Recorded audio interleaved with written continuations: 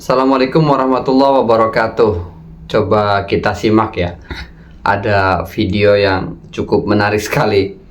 Kita simak tentang pertanyaan apakah Tuhan mampu atau bisa berubah menjadi manusia. Apakah Bapak percaya bahwa Tuhan yang Maha Esa itu, juga Maha Kuasa itu, bisa menjadi manusia? Iya, percaya. Karena Bisa. kan Maha Kuasa. Maha Kuasa, makanya dia jadi manusia. Karena dianggapnya manusia sudah berdosa gitu Pak ya. Nah, iblis berdosa nggak Pak? Dosa. Lebih banyak mana dosa iblis sama dosa manusia?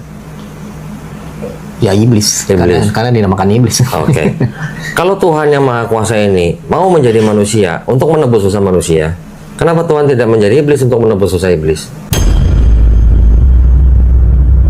Karena Kan Tuhan kan Maha Kuasa. karena begitu besar kasihnya kepada ciptaannya. Iblis kan juga ciptaan Tuhan kan Pak? Kenapa yang manusia aja yang ditebus, yang iblis nggak ditebus? nggak tahu. Bisa nggak menurut Bapak, Tuhan yang maha baik ini pada saat yang sama punya sifat jahat? Enggak. Nggak bisa. Berarti kalau begitu, bisa nggak Tuhan yang maha baik ini menjadi iblis? Bisa. Bisanya gimana Pak? Karena dia Maha Kuasa. Dia mau. Tapi dalam arti dia bisa lakukan apa yang dia mau kan. Oke. Kalau Bapak bilang bisa, berarti pada saat yang sama Tuhan yang maha baik ini juga punya sifat jahat. Bukan sifatnya dia sebenarnya. Sifat siapa? Sifat iblis kan? Tuhan Tuhan kan tidak punya sifat jahat berarti Bapak bilang. enggak. Berarti pada saat yang sama ya Pak ya. Bisa nggak Tuhan yang maha baik ini juga menjadi iblis yang punya sifat jahat? Nggak mungkin. Nggak mungkin. Kalau Bapak bisa bilang Tuhan yang maha baik ini tidak mungkin jadi iblis, bagaimana mungkin Bapak bisa mengatakan Tuhan yang maha kuasa, Tuhan yang maha baik ini menjadi manusia?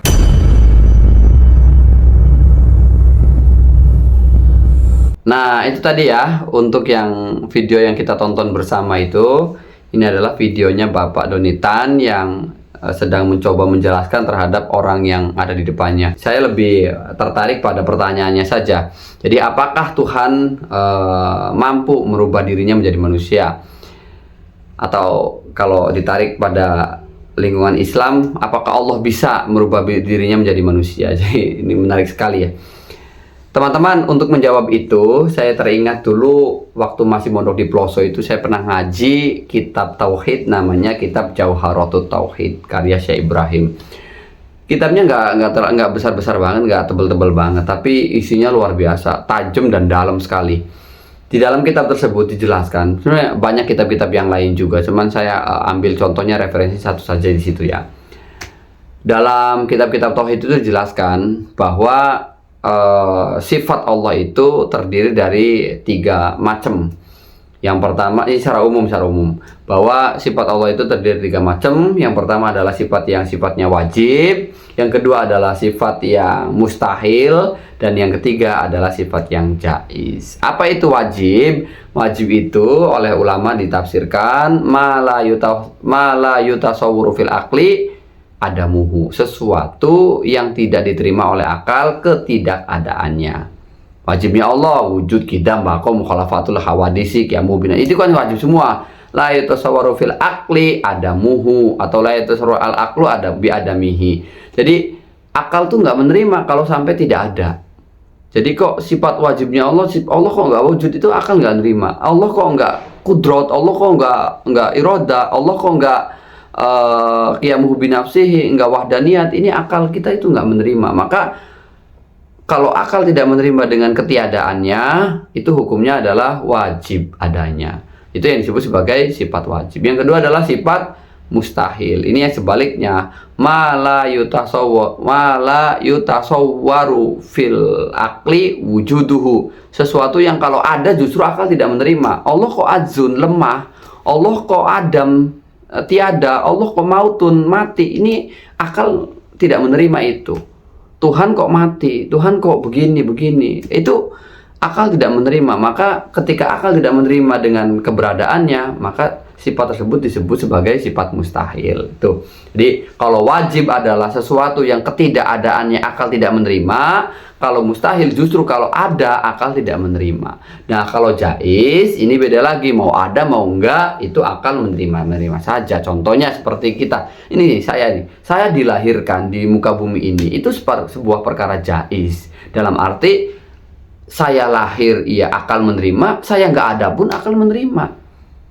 Nah, jadi banyak sekali jaiz itu ya, termasuk ya kita bisa duduk di sini, bisa dijadikan sebagai orang kaya, orang miskin, kemudian bisa jadi orang pintar, itu semuanya jaiz semua. Artinya orang contoh mau kaya, ya akal kita menerima ya karena sebagai Allah berkehendak segala macam. Kalau misalkan jadi miskin ya akal kita juga menerima, ya mungkin Allah murka segala macam. Itu ya, ini sebut perkara jaiz. Ada atau tidaknya itu akal kita sah-sah saja menerima. Tapi kalau untuk yang muhal dan wajib ya tadi konsekuensinya di awal. Nah begini, dalam wajib ini kita tahu bahwa akidah Asy'ariyah ini Ahlus Sunnah ini menjelaskan ada 20 wajib yang harus kita ketahui, yang terdiri dari sifat nafsiyah, salbiyah, kemudian ma'ani, ma'nawiyah, yang jumlahnya ada 20. Mustahilnya pun sama. Mustahil sebagai lawan dari sifat wajib itu, yang berarti nafsiyah juga sama lawannya, kemudian lawannya salbiyah, lawannya ma'an dan ma'nawiyah, yang 40 ya. Nah, sifat jaiz itu satu, yaitu apa? Fi'lu kulli mumkinin aw tarkuhu, menciptakan ataupun meninggalkan sesuatu yang sifatnya adalah mungkin, bisa sah ada, bisa sah tidak ada, begitu kira-kira. Nah, balik lagi masuk pada materi atau masuk pada pembahasan di awal. Apakah Allah mampu untuk merubah dirinya atau berubah menjadi manusia?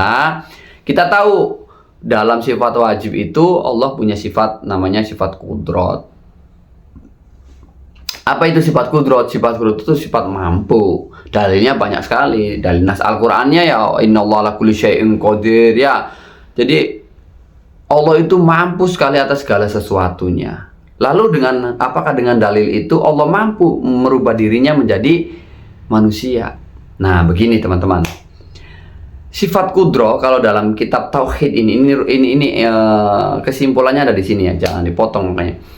Kesimpulannya ada di sini. Jadi sifat kudro dalam kitab-kitab tauhid itu dia punya ta'alluq, punya hubungan.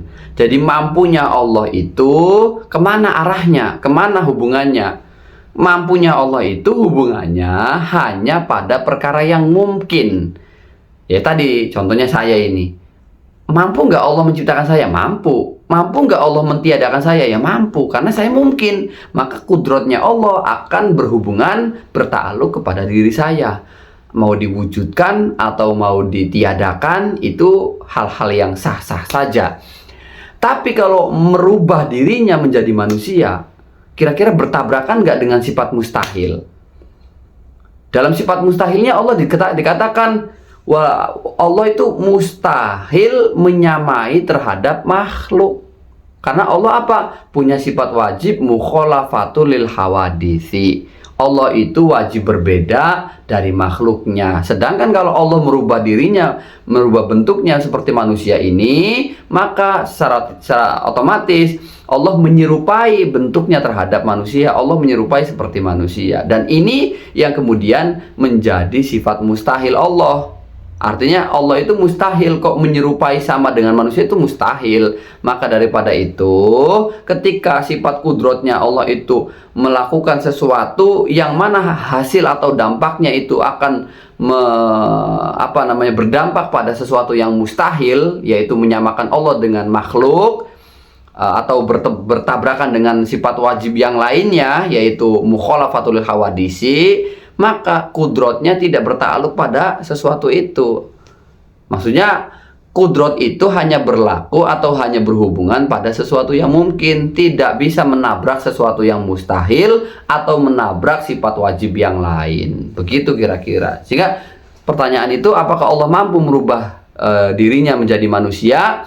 Jawabannya bukan persoalan mampu atau tidak mampu, tapi kudratnya Allah, sifat mampunya Allah tidak berhubungan atau tidak bertakluk pada persoalan itu. Kenapa? Karena persoalan itu akan menabrak pada sifat mustahil atau pada sifat wajib yang lain, yaitu mukhalafatul hawadisi. Kalau ke mustahil berarti mumasalatul hawadisi, menyerupai terhadap makhluknya. Maka kudratnya Allah tidak bertakluk pada itu.